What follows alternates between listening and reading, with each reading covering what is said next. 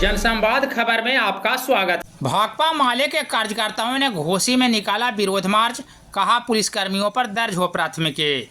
दरअसल जेल में 2.5 वर्ष के बच्ची के मौत को लेकर भाकपा माले के कार्यकर्ताओं ने शुक्रवार को घोसी में विरोध मार्च निकालकर विरोध प्रकट किया।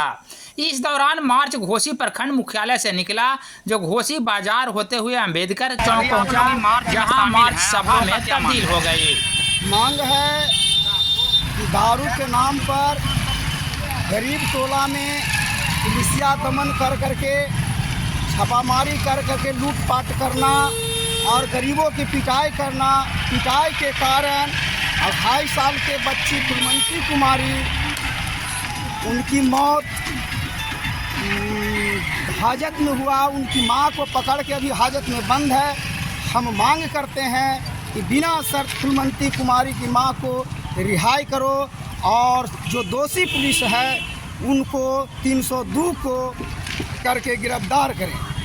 दूसरी बात है कि पीड़ित परिवार को 10 लाख मुआवजा की मांग आज हम लोग मार्च इसी के सवाल पर कर रहे हैं कि पीड़ित परिवारों को 10 लाख रुपया मुआवजा। आपका नाम?